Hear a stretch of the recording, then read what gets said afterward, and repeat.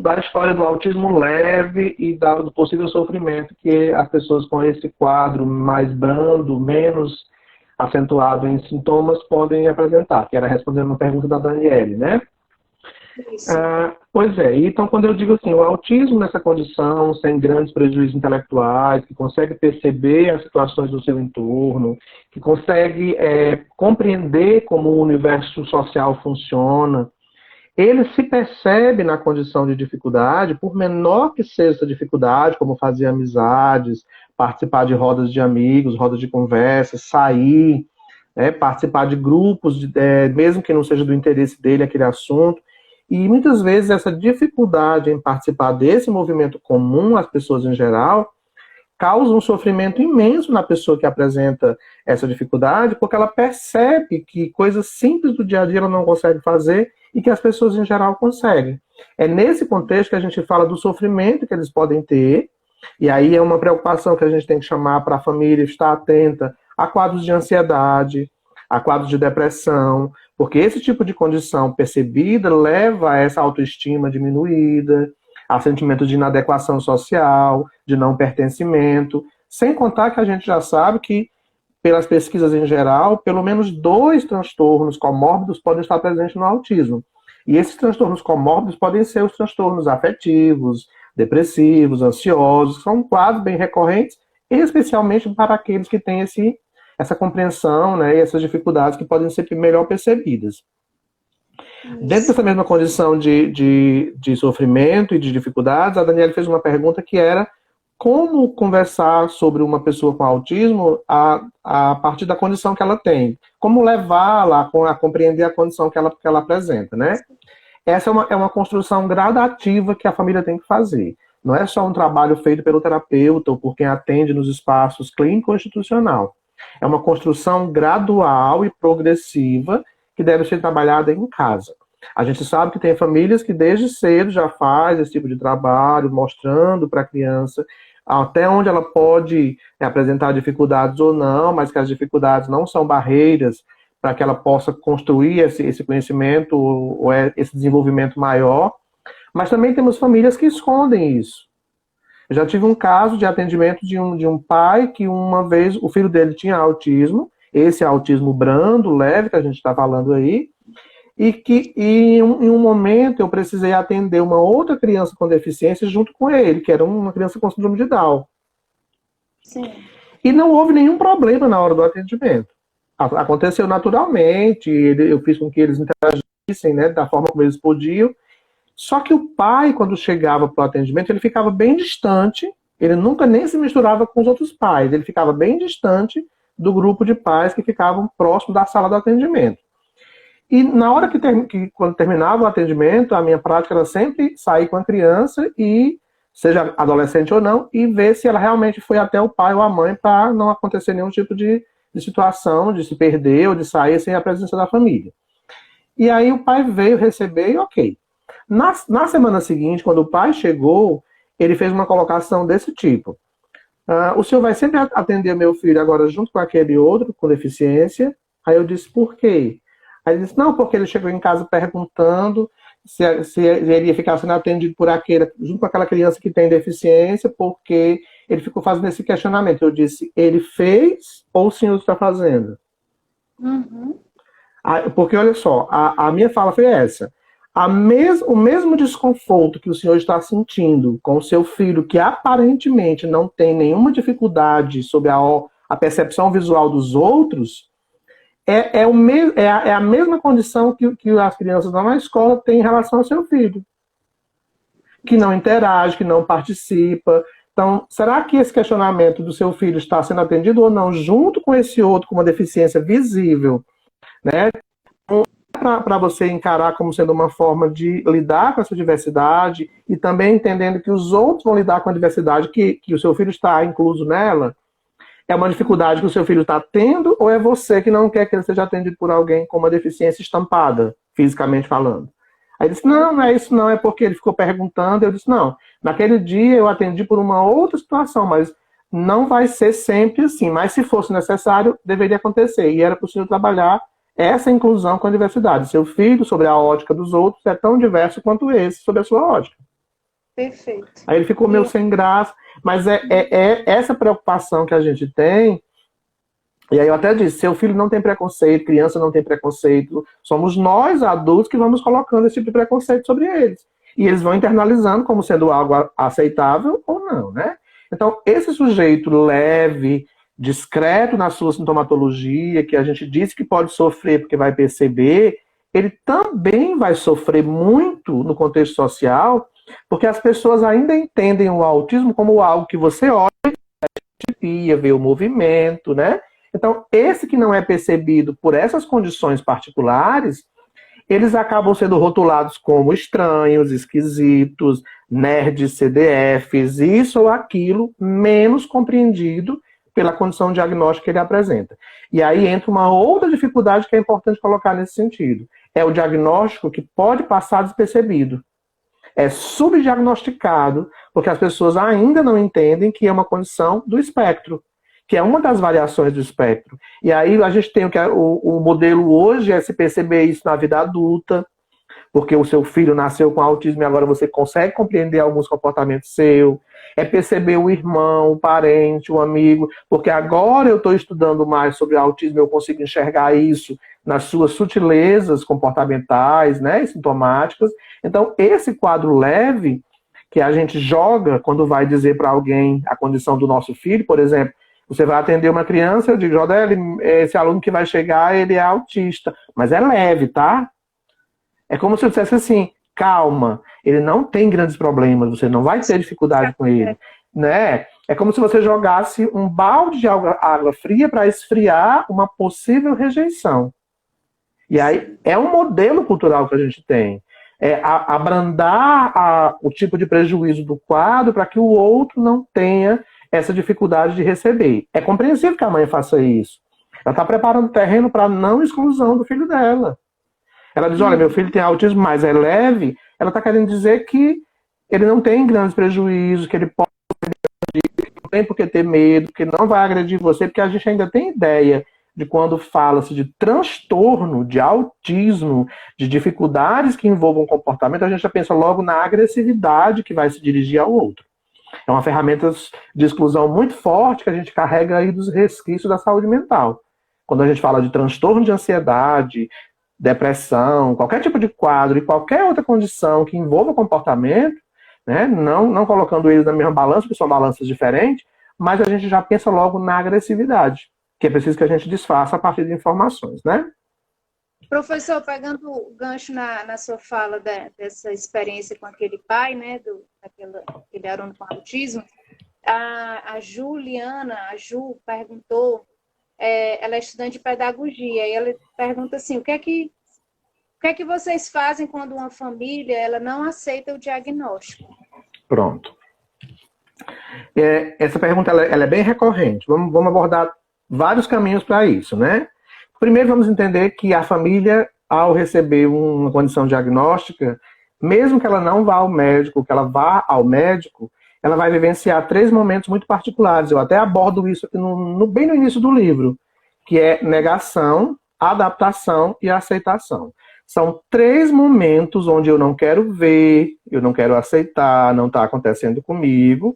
Depois a ficha vai caindo, você vai se acostumando com aquilo, você enterra aquele filho idealizado e vai aceitar o filho que é real e vai brigar para ter os direitos que ele pode ter, que é a aceitação.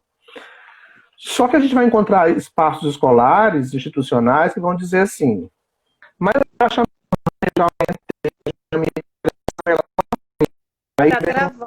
mas ele não pode ser atenuado. Opa!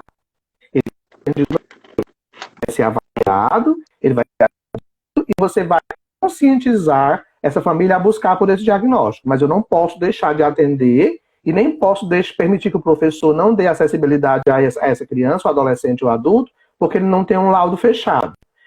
Técnica 04/2014. Laudo médico não é ferramenta de inclusão e não tira de você a obrigação de criar possibilidades de inclusão, de acessibilidade e de atendimento. É lógico que eu vou brigar para que a família vá buscar por esse diagnóstico. Mas o que fazer quando essa mãe não aceita? Eu gosto de dizer assim, o seu papel é chamar a família e orientar, apontando os caminhos para buscar por esse diagnóstico. Ela não fez, está causando prejuízo a essa criança, aí a gente entra com outras medidas, mas sempre eu oriento que você registre aquilo que você orientou e peça que a mãe assine como ciente daquilo que você está repassando para ela, né? Quanto a não aceitar ou aceitar o diagnóstico, é importante que a gente tenha isso muito em mente. Não é um momento fácil, não é uma aceitação fácil para muitas famílias. Tem famílias que vai buscar sozinha por essa busca diagnóstica para dar o melhor para o seu filho, mas tem famílias que demoram a passar por esse luto. Você não cai a ficha de uma hora para outra. Muitas vezes, durante essa consulta médica, não é dito assim, olha, seu filho tem o autismo é uma condição que vai permitir que ele consiga fazer isso, vai dificultar nisso. Não.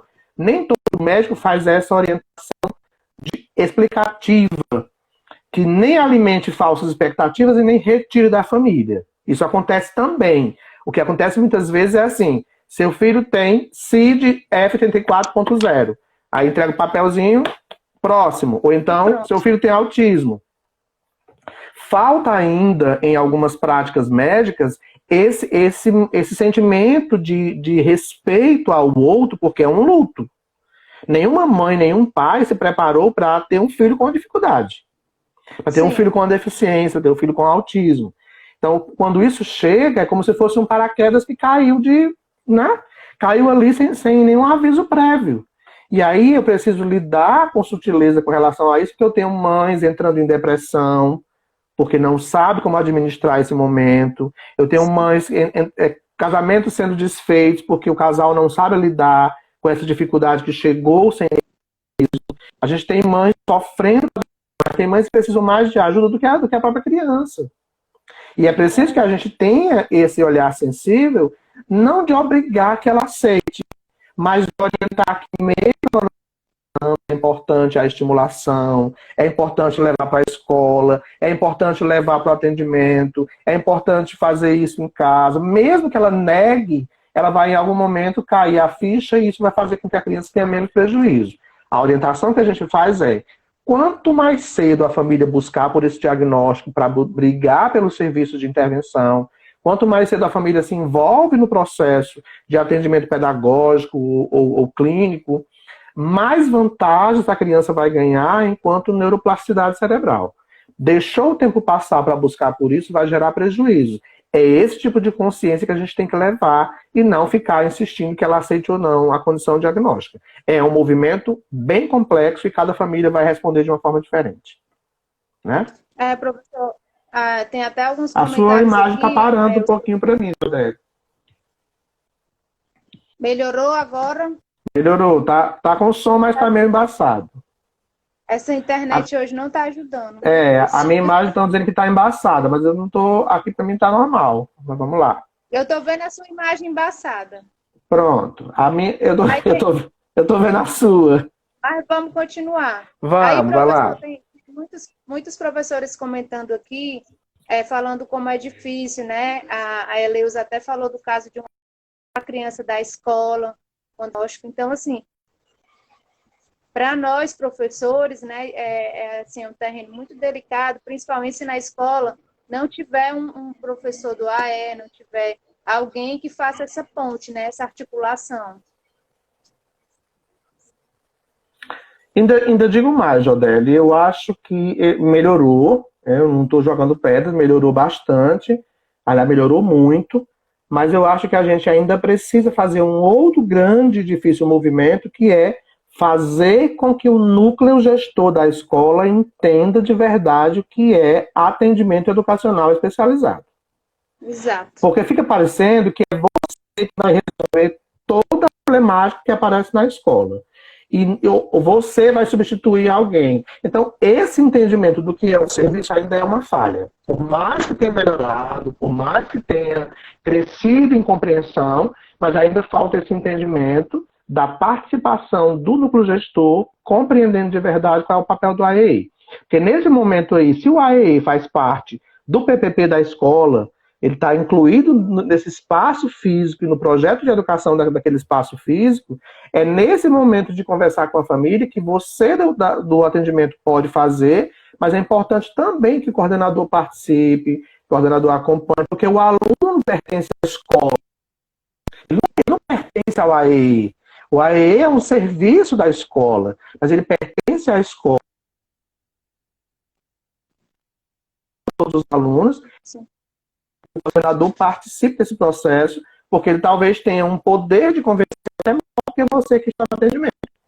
Então, falta ainda agregar, né, de verdade a proposta da escola, porque eu não vejo ainda sendo algo agregado em todas as escolas. É tanto que a gente tem ainda um certo ranço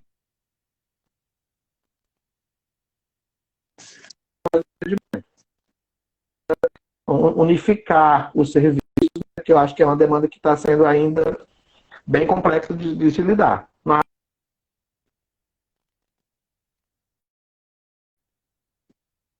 Professor, está travando.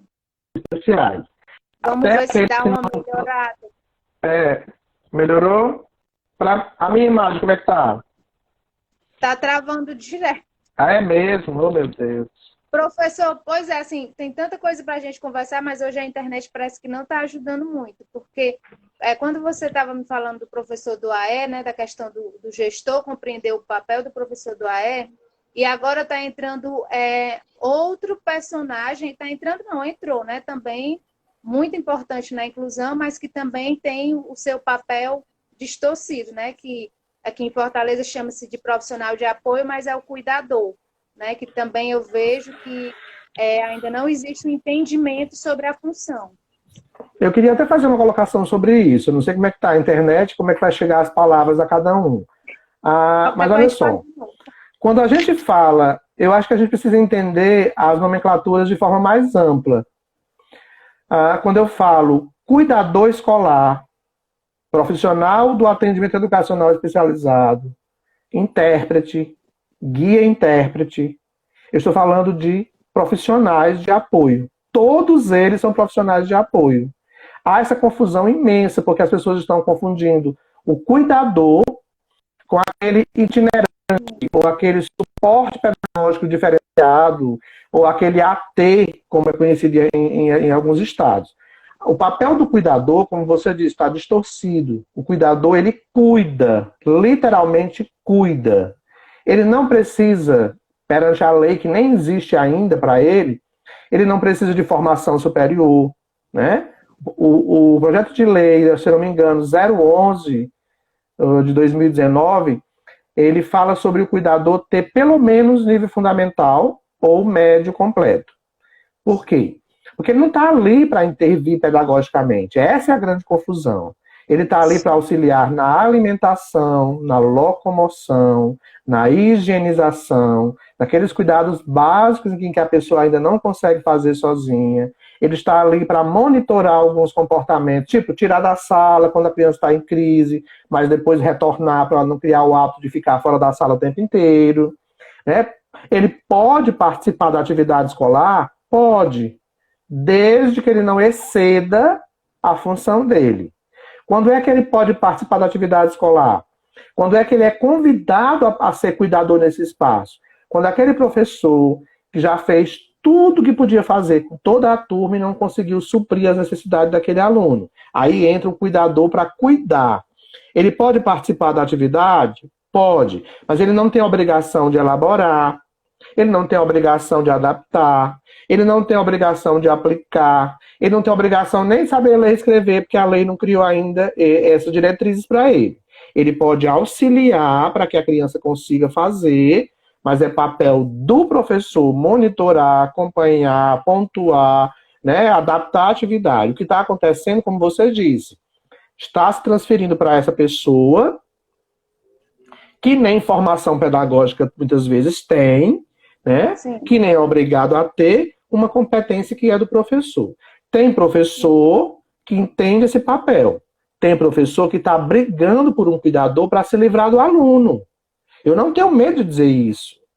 Mas eu já mandei um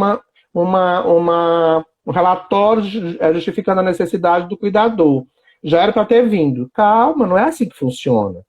O profissional do AE pode justificar ou não a necessidade desse cuidador. O professor de sala de aula pode fazer um relatório também isolado ou junto com o profissional do AE para justificar ou não a necessidade desse cuidador.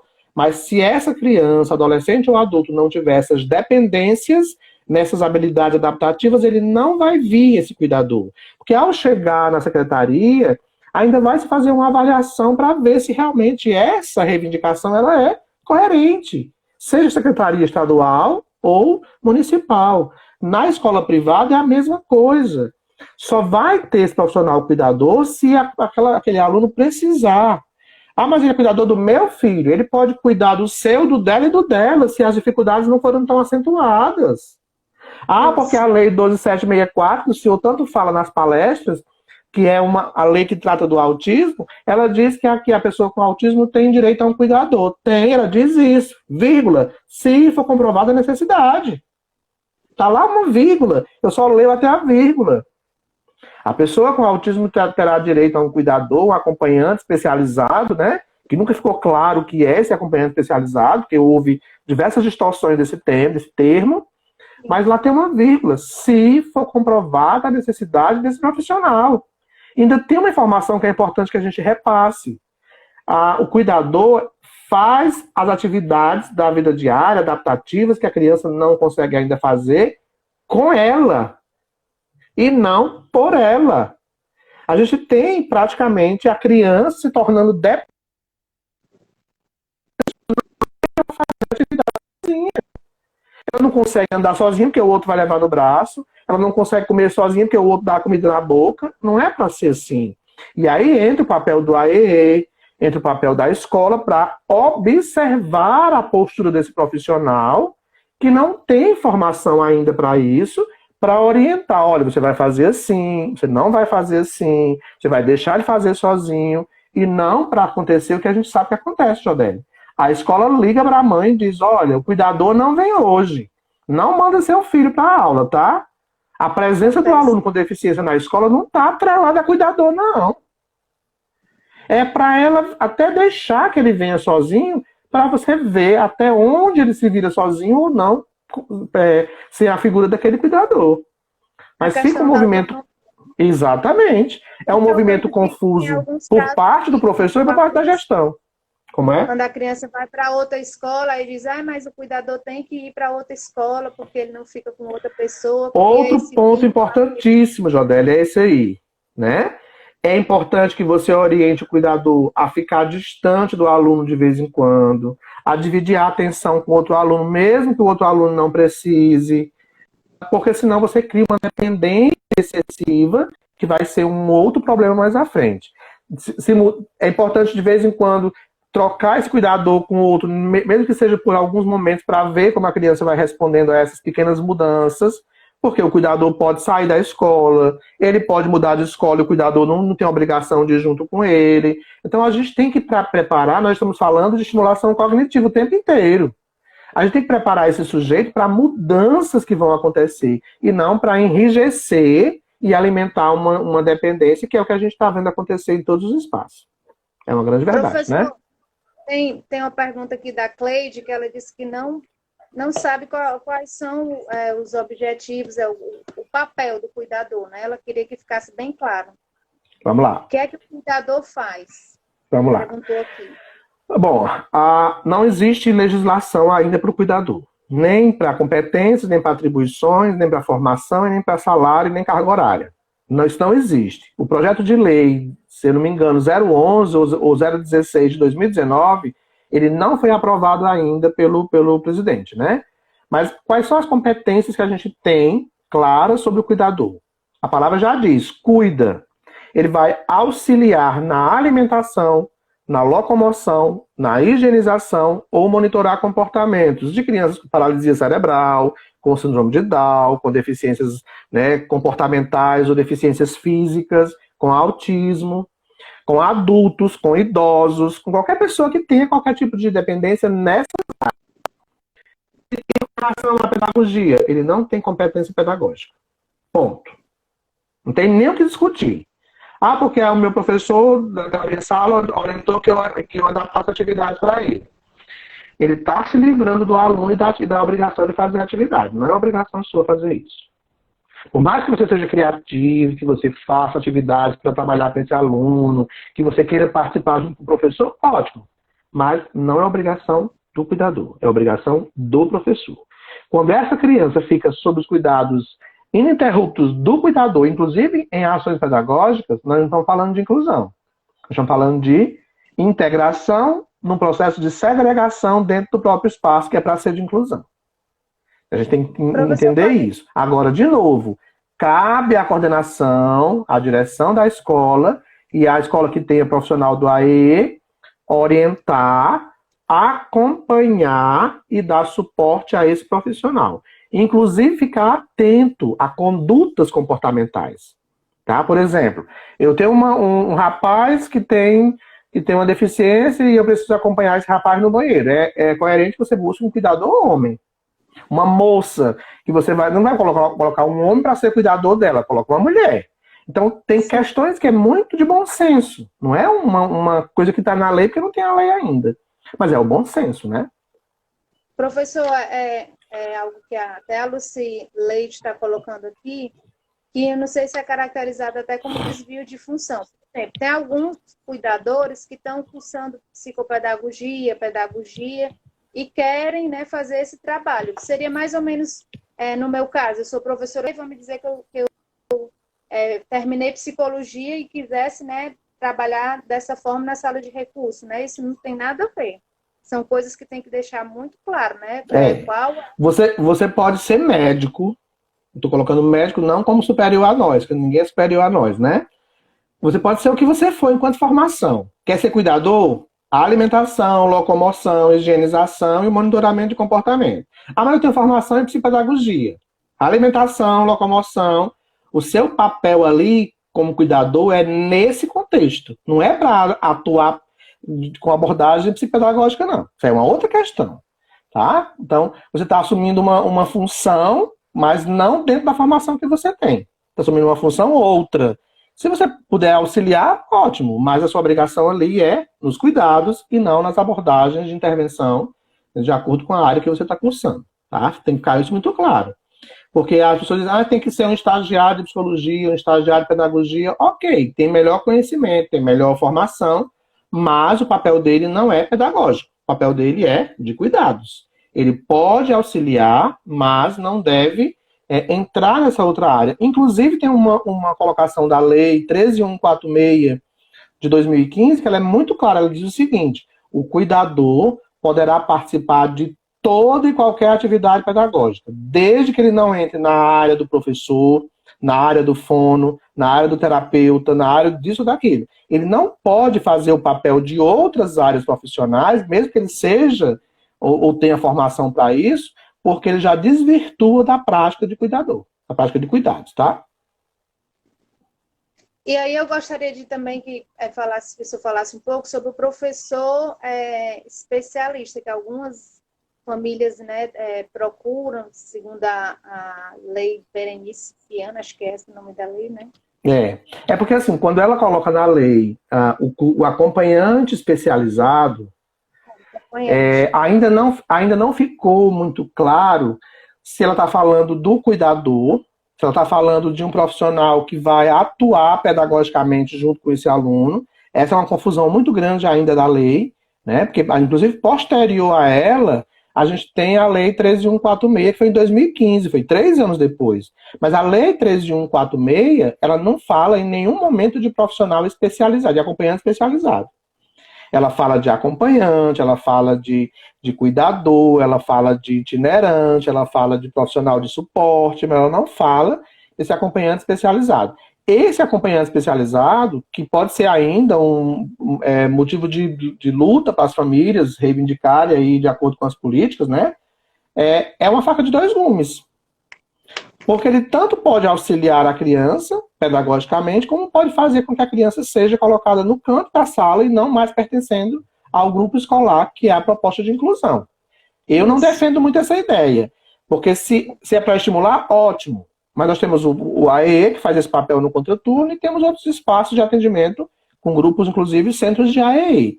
Mas colocar esse profissional para atuar pedagogicamente em sala de aula com esse aluno vai fazer com que eu tenha, de novo, o movimento do passado. A segregação dentro de um espaço que é para ser de inclusão.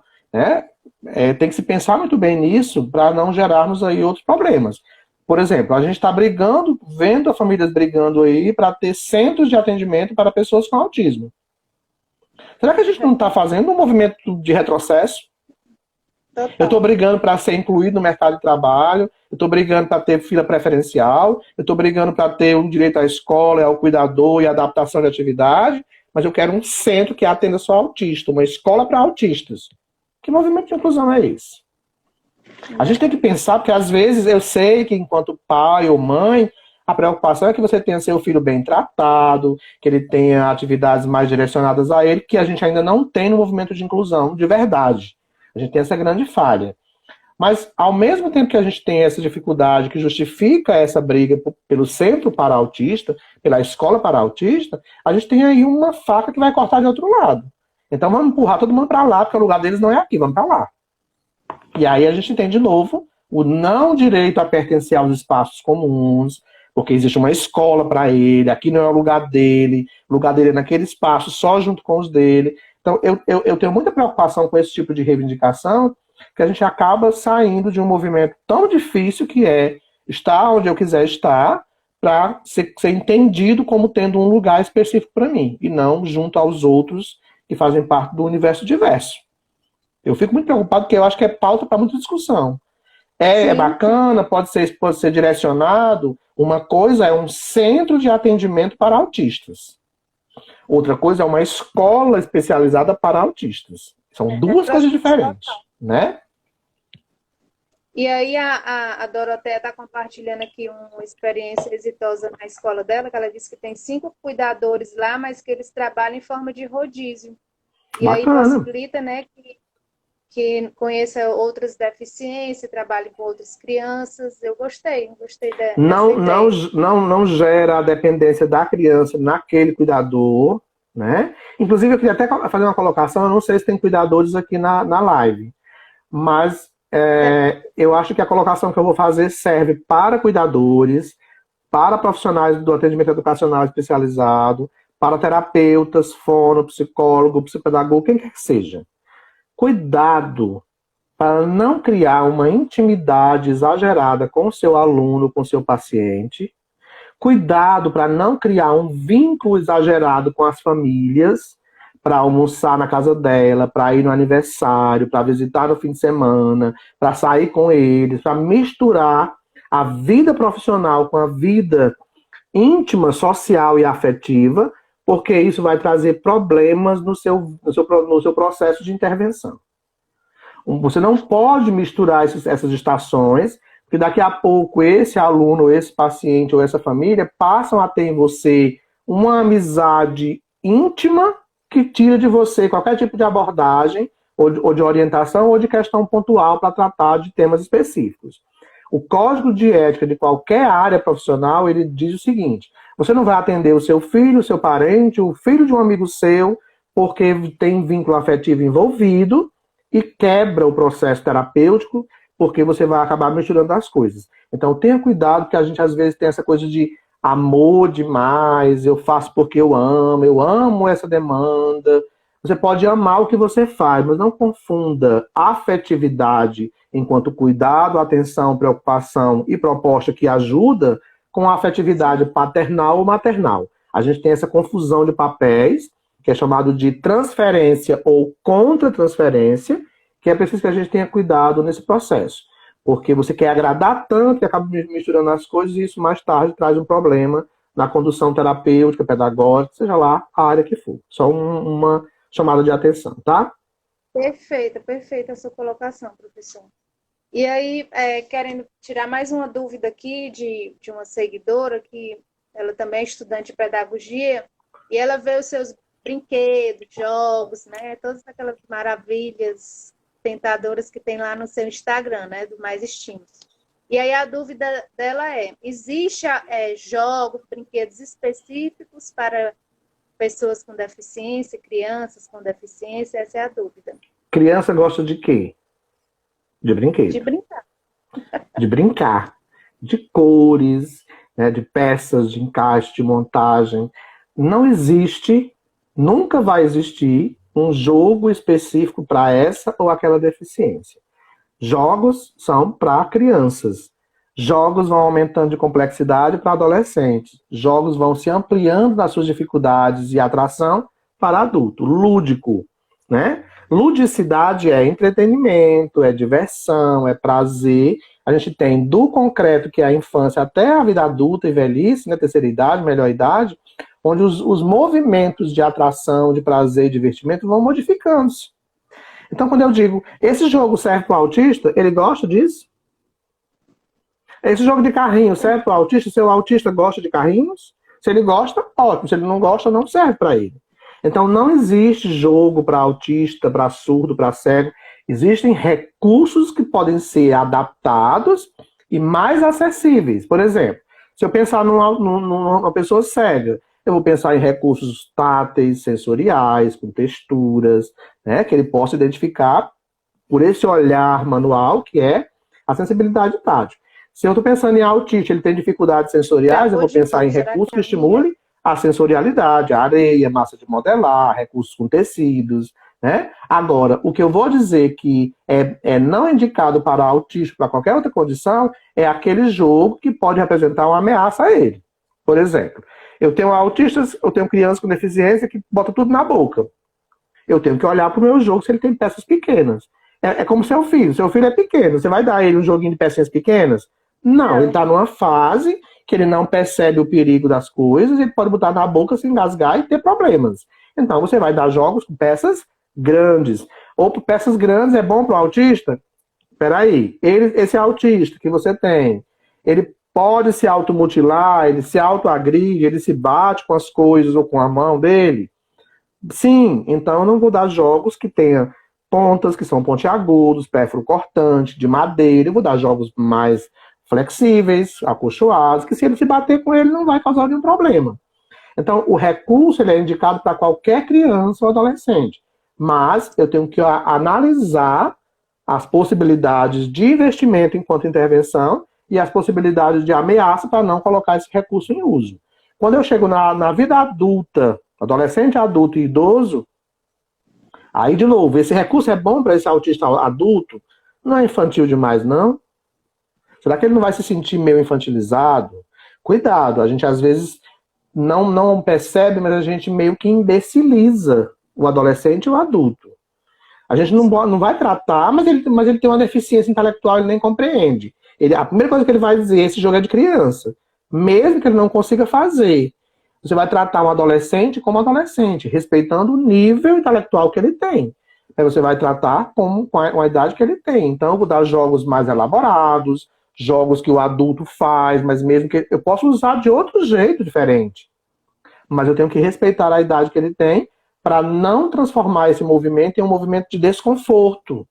Uma pessoa idosa que você dê um joguinho a ela de bonequinha, ela vai se sentir infantilizada, ou você vai infantilizá-la. Então eu tenho que dar recursos lúdicos que sejam atrativos, agradáveis, desafiadores, estimulantes, mas não infantilizando esse comportamento. Então, não existe jogo para essa ou aquela condição diagnóstica. Existem jogos para criança, adolescente e adulto. E aí a gente tem que respeitar os interesses e as idades e fases em que eles se encontram. Perfeito, professor. Alguém falou aí sobre hiperfoco, eu não estou conseguindo ver.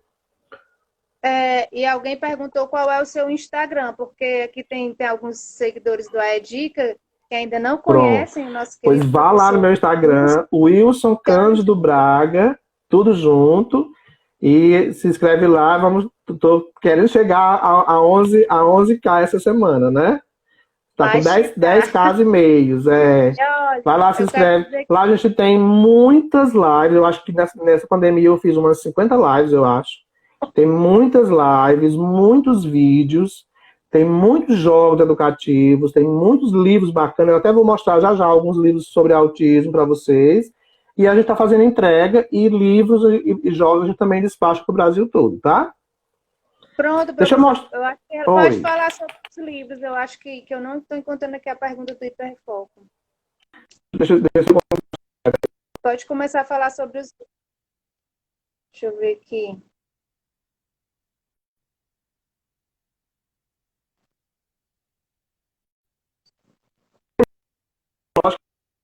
Para ser mostrado. Autismo azul de todas as cores. Aqui eu uso uma linguagem clara, compreensiva para a mãe, para o cuidador. Qualquer pessoa que lê esse livro vai entender a linguagem, porque ele tem uma cientificidade e uma linguagem técnica, mas sempre muito explicativa para qualquer nível de formação e de compreensão. Então, é um livro bem bacana que merece ser lido, não é porque seja meu, mas merece ser lido porque ele traz um percurso bem definido do autismo de 1906 até 2018, ele está bem atualizado ainda, tá? Inclusive traz dicas e orientações, fala de neurociência, sensorialidade, responde várias perguntas, fala sobre educação inclusiva e algumas dicas, então é um livro que merece ser lido.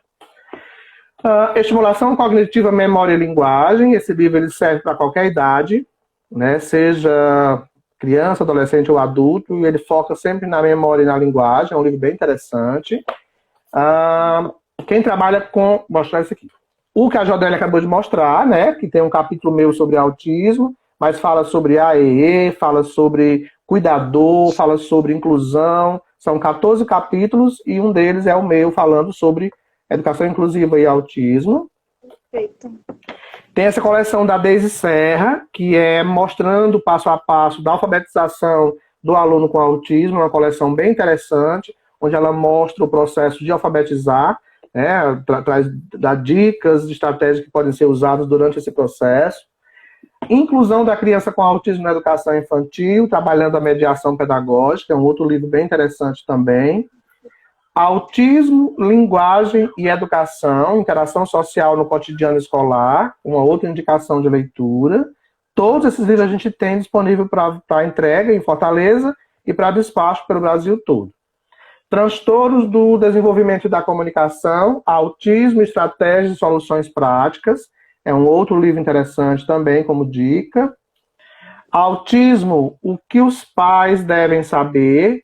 Está na segunda edição desse livro, também é um livro bem bacana, é um livrinho pequeno. Tem um que também, falando sobre síndrome de Down, lembrando que 24% das pessoas com síndrome de Down têm autismo associado, vale a pena lembrar disso. Aprendizagem e desenvolvimento das habilidades auditivas, entendendo e praticando em sala de aula, não só voltado para o autismo, mas para qualquer condição nesse contexto. Uma outra dica interessante é a pedagogia e a qualidade do transtorno, o TDAH. 44% dos autistas têm TDAH associado, vale a pena compreender. Tem um monte de livro aqui, viu? Peraí. Eu sei. Transtornos de comportamento e distúrbios de aprendizagem, aqui já envolve outras temáticas, não só o autismo, mas outras condições aí associadas. Acho que eu já mostrei esse, de linguagem e educação. Deixa eu ver, mostrei. Autismo e inclusão, psicopedagogia e práticas na escola e na família. Esse é bem conhecido já, do Eugênio, né?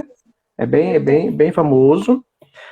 A criança autista, um estudo psicopedagógico, uma outra dica de leitura. Autismo na escola. Aqui se tem algum sobre as leis. Tem uma pessoa perguntando. Não tem. Especificamente livro. Não, porque as leis vão se renovando o tempo inteiro, aí é complicado. Mas no meu livro, no percurso histórico, eu falo das principais conquistas legais dentro da condição do autismo, tá? Autismo na escola, um jeito diferente de aprender, um jeito diferente de ensinar, é uma outra dica interessante. Isso aqui eu mostro já já. Esses dois aqui são... Que tem vontade de comprar todos, eu também. Olha só, treino de habilidades básicas para pessoas com autismo. Esse livro foi todo elaborado em cima do ABA, e tem esse livrão, que ele é específico, ABA, aplicado ao autismo. Então, esses dois livros aqui, eles são todo ele dentro do programa ABA, que é bem interessante. Tem mais dois aqui, que é Autismo no Tempo da Delicadeza e o aluno autista, avaliação, inclusão e mediação, tá? E temos um que quase a gente não tem literatura, que é A Vida de Autista, e Eles Cresceram. É um outro livro também interessante para entender que esse autista chega na vida adulta e que a gente muitas vezes não tem muita informação sobre ele nesse contexto de vida adulta. E vai chegar a próxima semana esse livro, que eu estou usando também para o curso de estimulação cognitiva, que é Função Executiva e Aprendizagem. Vai chegar numa versão renovada, 2.0, que é a versão renovada dele. Próxima semana está chegando, já disponível para entrega também, tá? Ótimo. Mais alguma pergunta, Jodélio? Eu quero só agradecer, professora. Amei. É eu isso, quero amor. aproveitar para agradecer também aqui a Poliana, né, que está sempre com a gente, a Gláucia. Agradecer os professores lá do Murilo Aguiar, o professor Sebastião estava presente, muitos professores, a professora Vivi. Agradecer a todos os seguidores do AE Dicas e falar que essa live deixou um gostinho a mais por conta dessa internet. É verdade, a internet de hoje não ajudou muito, mas a gente conseguiu segurar até o fim, né? Convido já todos vocês a participarem do nosso curso online gratuito. Amanhã vai ser a segunda aula, às 19 horas, no meu canal no YouTube. A gente já tem mais de 4.000 pessoas inscritas e teve quase 7.000 visualizações da primeira aula. Então a gente espera que amanhã esteja todo mundo lá presente, participando. Show. Porque o primeiro dia foi bem bacana, foi muita informação no primeiro dia. Amanhã a gente vai começar resgatando algumas informações sobre função executiva e tem um material bem bacana ainda aqui em fase de conclusão para amanhã, né, usando muito desses livros, mas usando principalmente aqueles de neurociência que a gente vai mostrar também na aula de amanhã, tá? Falar sobre autismo é sempre um assunto muito prazeroso, é sempre dúvidas que acontecem no contexto familiar e escolar. A gente não deve pensar nunca que está pronto enquanto informação porque fez um curso, uma pós-graduação sobre autismo, porque dúvidas vão acontecendo o tempo inteiro. Eleus amanhã às 19 horas a aula, tá? No YouTube. Então, o tempo inteiro surgem dúvidas sobre autismo. Mesmo quem tem um filho em casa, um sobrinho, um parente com autismo, vai demandar o tempo inteiro de novas situações, porque eles vão crescendo, a idade vai chegando, as dificuldades podem ser superadas, outras vão aparecendo, comportamentos melhoram, outros aparecem, né? Alguns sintomas somem e outros se instalam. Então, como qualquer um de nós, a gente vai mudando ao longo da vida, as pessoas com autismo não são diferentes, vão mudando também, de acordo com cada uma das nossas mudanças. O fato é que a gente precisa acompanhar essas mudanças, a gente precisa estudar o tempo inteiro, a gente precisa estar atento para não achar que um conhecimento que a gente construiu lá na faculdade vai estar nos acompanhando para a vida inteira. Eu gosto muito de dizer isso. Se eu fosse falar de autismo hoje, de acordo com o que eu estudei, eu estaria falando de síndrome de Kanner. Na minha época era síndrome de Kanner, e hoje é transtorno do espectro do autismo. Então a gente renova conceitos, renova nomenclaturas, e tem que renovar também os nossos processos de estudo. Isso é chamado de estimulação cognitiva. A gente está mudando,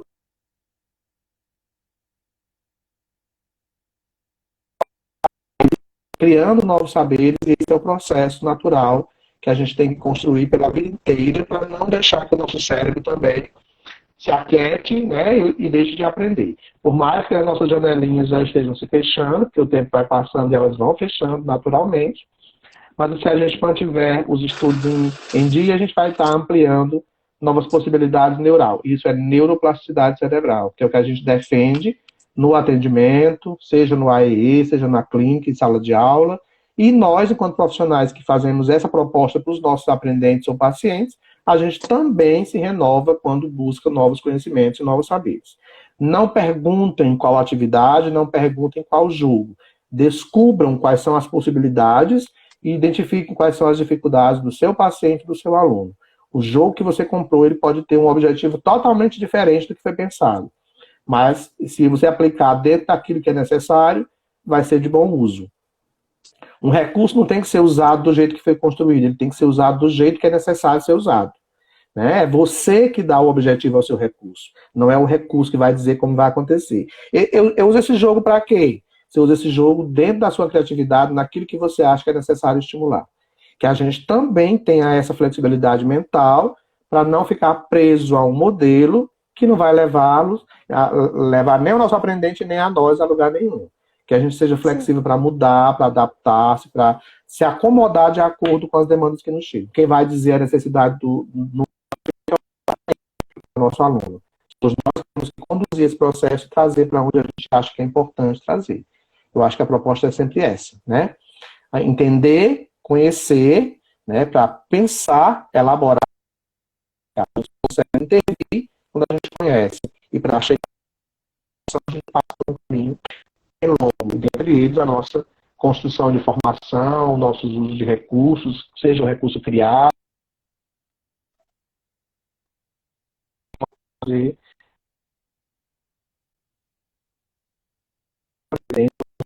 tá bom? Obrigado, Jodélio, pela atenção, obrigado pelo carinho, obrigado a cada um que passou aqui pela sala. A gente teve quase 70 pessoas aqui na sala, né? A gente teve que sair 2 ou 3 vezes, mas deu tudo certo. Ah, só tenho que agradecer. Muito obrigada, gente. Outro momento, falando de jogos, falando de deficiência, a gente pode marcar também. E a gente conversa sobre jogos, eu posso mostrar alguns jogos e falar sobre as deficiências dentro desse contexto. Vamos marcar outra live, professor. Só resolver esse problema da internet, vamos marcar outra live. Pronto, tá certo, amor. Tudo de bom, viu? Obrigado, pois pessoal, muito obrigada, pela presença. gratidão a todos, viu? Um beijo grande. A Beijo, Aline boa apareceu noite a agora todos. aqui. Um beijo. Cláudia, Poliana, Doroteia, Valéria. Eleusa. Saudade de vocês, Dani Dourado, Luísa Moraes, Poliana, sempre presente nas lives, Glaucia também. Muito obrigado a todos. A live fica salva e se inscreve lá no meu canal, no YouTube, aciona lá o sininho para receber as notificações e também no Instagram, isso. Wilson Cândido Braga, e YouTube também, Wilson Cândido Braga. Beijos, boa noite a todos. Beijo, tchau, gente.